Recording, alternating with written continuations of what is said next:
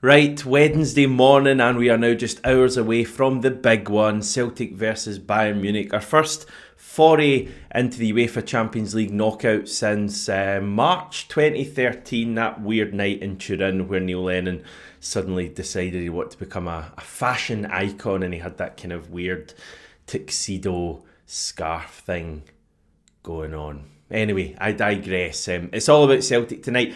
Is it going to be one of those magical nights, one of the most magical nights of the 21st century? If we win the game tonight, it will be. It will be spoken about alongside all of the great ones we've had over the past 25 years. Or will it just be a bit too much for the team? I can't promise any answers on today's video. What I can promise though is a big match preview, loads to chat about, and I'm going to get you up for the game. Not that you should need that, to be fair.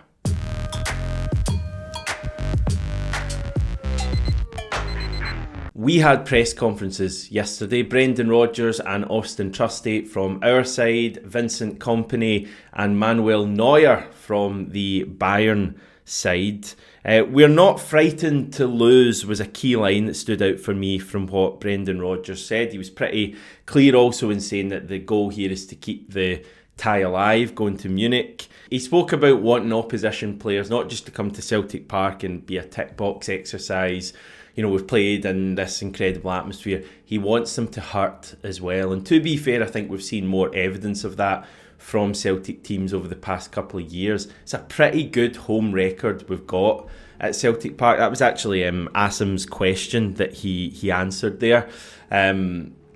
But yeah, you know, wanting players to come and not just to, as I say, turn up and appreciate the atmosphere, get a few photos, maybe send a wee tweet or an Instagram message out, and then just saunter back home with a victory under their belts. He wants it to be a really difficult place for teams to come. We'll see if that's the case tonight. He also offered a little bit of insight into the appeal that Celtic submitted successfully to have Dyson Maida's suspension reduced to one game and have him eligible for tonight's match. It was brilliant by the club, I've got to say, because he was always going to serve one game, and then until you then get the written report, which didn't come through until Thursday or Friday last week, then you can't then put in your appeal. As soon as it did come in, obviously the club put in the appeal, which, with the greatest respect to UEFA, we were thinking this probably wouldn't bear fruit. When I got the call to say he was able to play, I thought, goodness me, he's played the 3 full games. He couldn't have run any more as a striker, as a winger. Thankfully, he's just a bundle of energy, so he'll be okay. I'd love to have heard Brendan Rodgers' actual reaction when he got the call to say that Dyson Maida was able to play tonight. It must have been pretty cool.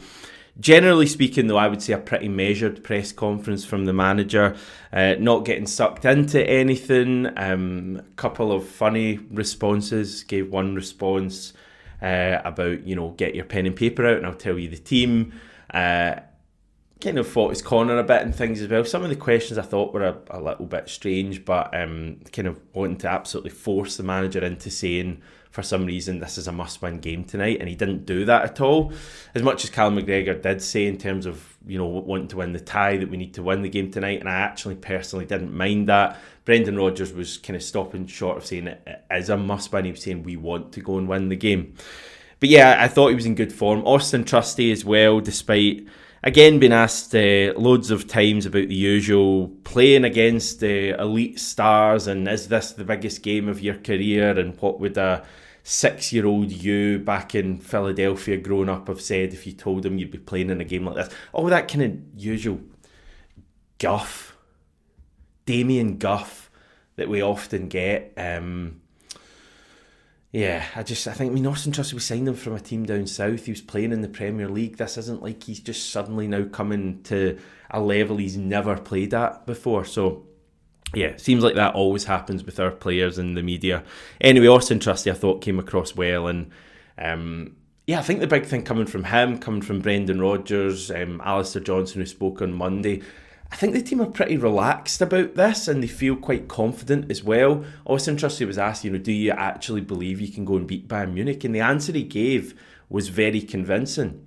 Now, Austin Trusty could probably say anything and it would sound convincing to me. He could tell me that the earth is flat, Lee Griffith style, and I would believe him. But he did come across really well.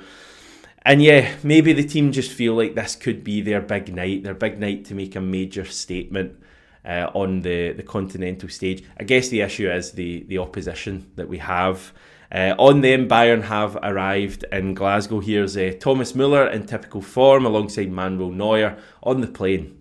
The goat is ready for Glasgow. Oder, Manu? Siehst du? And it was actually Neuer who was the player speaking to the media at Celtic Park last night. He spoke very highly of fellow 38-year-old goalkeeper Kasper Schmeichel. Those two will have come across each other at times in their career, maybe not club level, because Neuer's been in Germany his whole career and Schmeichel's never played in Germany. Obviously maybe in Europe occasionally, but certainly for their countries. I mean, just back at the Euros in the summer, they would have come up against each other. Clearly Neuer knows all about Schmeichel, though. I mean, genuinely two of the top goalkeepers we've seen in Europe over the past 20 years or so.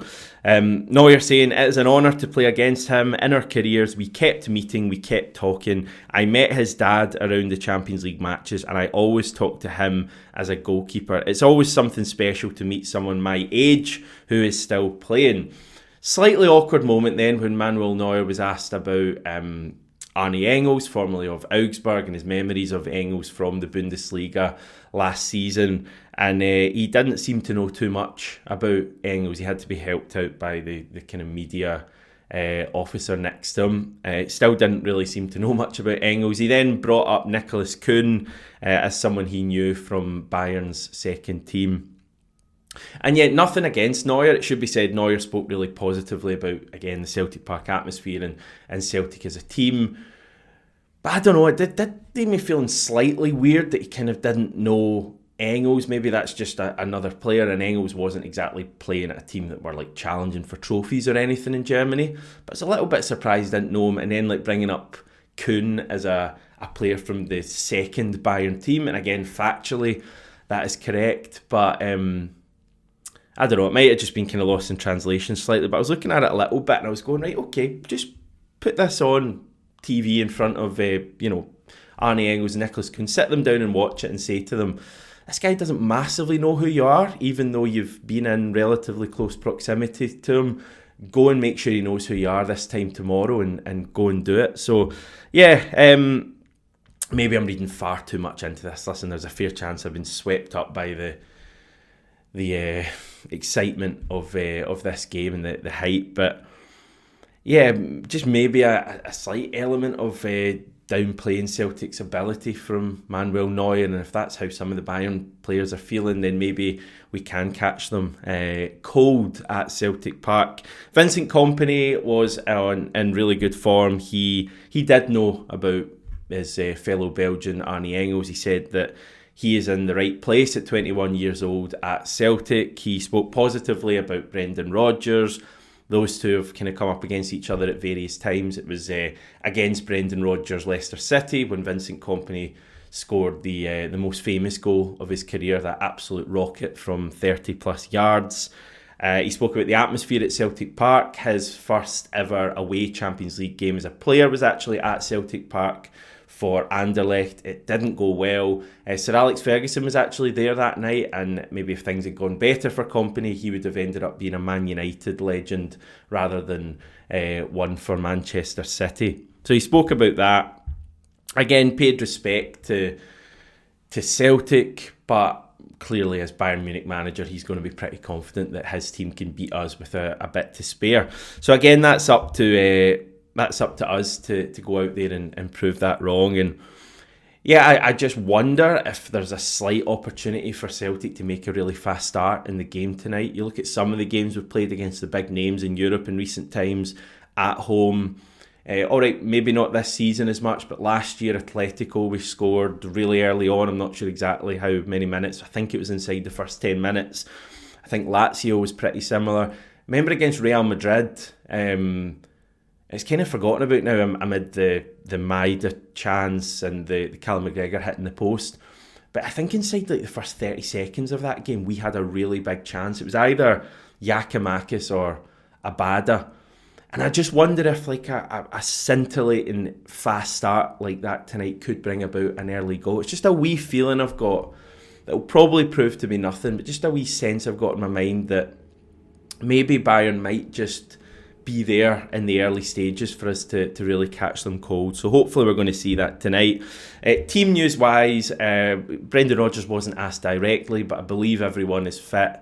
Bar James Forrest, we got to rest a good number of players against Wraith Rovers on Saturday. So here is my team for the game. I am pretty confident this will be the starting 11. So Kasper Schmeichel in goal, a back four of Alistair Johnson, Cameron Carter-Vickers, Austin Trusty and Greg Taylor. Midfield of Callum McGregor, Arne Engels and Reo Hatate, and a front three of Nicholas Kuhn on the right, Daisen Maida on the left and Adam Ida up front. I know there's a bit of chat about potentially seeing a front three of Kuhn, Maida, Jota start, and like I wouldn't be like totally surprised if that's what the manager goes for. I just think that it would make more sense given that Ida is like the number one striker. I know Maida's kind of becoming that, but Ida is still the striker that we have, and the fact that Jota's not quite up to speed yet. I think that's the straightforward option is to go with that team, and you then have Jota coming off the bench. You have some other players potentially off the bench as well. I mean, Jota's going to be a great sub to have if he doesn't start the game. But that's a good team. Yeah, midfield Hatate, Engels, McGregor. Pretty sure that'll be it. Pretty sure the back five kind of picks itself. So it's really just whether he goes with Ida or Jota. And I'm pretty confident it'll be Adam Ida, but I'm not Brendan Rodgers, so we'll wait and see. I've been looking at the Bayern Munich stuff as well. The consensus is that their team might look like this. So Neuer, you've then got Leimer at right back, Stanisic and Upamecano as a centre-back. I think Kim potentially going to miss the game.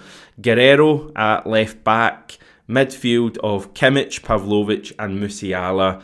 Olise on the right, Sané on the left and Kane up front. So we'll wait and see if that's the team for Bayern. Clearly a pretty star-studded side there that's going to be difficult to beat. But I have seen some Bayern fans potentially talking about their fullbacks as being weak areas there. Alphonso Davies missing the game. I think their right back's a little bit of an issue for them as well. So potentially there's options for us there. They play with a very high line as well, as we heard yesterday from our guest. I heard Derek Ray saying on the Celtic Way as well, like, emphasising that point that that's a big kind of staple of the way Vincent Kompany wants to play high line, aggressive high line. Manuel Neuer playing as a sweeper, we've seen that through the years. He spoke about that yesterday and saying he's going to keep doing that. So I don't know, I just kind of, maybe I'm allowing myself to dream a little bit, but I just think the pace we've got, certainly Maida, Kuhn. Adam Ida isn't slow, by the way. I'd like to see Ida and Jota in a race. I don't think there'd be much in it between the two of them. But certainly Maida and Kuhn have the pace to exploit that high back line. Maybe, just maybe. Right, officials-wise, the majority of them from Spain. So the referee, Jesus Gil Manzano. Assistants are Diego Barbaro and Angel Nevado. VAR is Carlos Del Cerro Grande, and assistant VAR, who's Portuguese, is Tiago Martins. Top referee, as you'd expect, Jesus Gil Manzano. He did a recent El Clasico in the Super Cup. He also has refereed Celtic once before, just once, but it was a really good night for us. It was a night we beat actually Vincent Kompany's former side, Anderlecht, 3-0 in Brussels was that 2017? We were actually in a group with Bayern Munich that year. I think that was the only game where we got any points. So maybe a little omen there for us. And yeah, it's a big night. I'm trying to kind of work out exactly how I feel about tonight's game. I'm optimistic. I do sense something could be in the air. But I think I've said that before, virtually every big Celtic European match ever. Like I you'll probably remember I thought going to Dortmund we could potentially go and win that game, and look what happened. I thought prior to the Real Madrid game that it was a game that we were going to win, and we obviously played well in that in the first half, but we lost 3-0. So basically what I'm saying is, and I know you wouldn't dream of doing this anyway, but don't take what I'm saying as gospel or any kind of indication how things will go. I'm generally a very optimistic person. Having said that though, I'm not going to stop now, and I do sense potentially tonight could be one of those spectacular nights. Whether it is or not, clearly you just have to look at Bayern Munich's players and their recent European record compared to ours to suggest that, you know, there's a fair chance they win the game tonight. But yeah, I just sense something special could be in the air. It's going to be an amazing night though, regardless. I mean, the atmosphere is going to be incredible. I'm incredibly jealous of any of you who are going along tonight. So please bear that in mind. You're very fortunate to be going to a game like this. And I think when you step away to the other side of the world, you actually realise going to these big games, how much of an honour it is. So just make the most of it. Enjoy it. Make so much noise. Please get behind the team. There's going to be 3,000 Bayern Munich fans there tonight as well, which is an additional element. So the atmosphere is going to be incredible on both sides. Slight disappointment to me that the club have organised tunes being sung again before the game, and I should say that's absolutely nothing against Liam McGrandles, who I think is great, is more talented at something than I'll probably ever be, and is obviously, you know, having a great career for himself. I just personally would prefer the club, rather than organising tunes and kind of forcing an atmosphere, just 10-15 minutes before a game like tonight, stick everything off and just have the teams read out, nothing else until the Champions League anthem, and have Celtic Park make all the noise. Because I remember it used to be like that when I first went to games 05, 06, 07, and it was incredible, and it just feels a little bit forced now. But yeah, it's not going to take too much away from the game tonight. The atmosphere is going to be amazing. And you just never know. Enjoy yourself, everyone. I'll be back tomorrow morning to look back on the game for better or for worse. Come on, Celtic.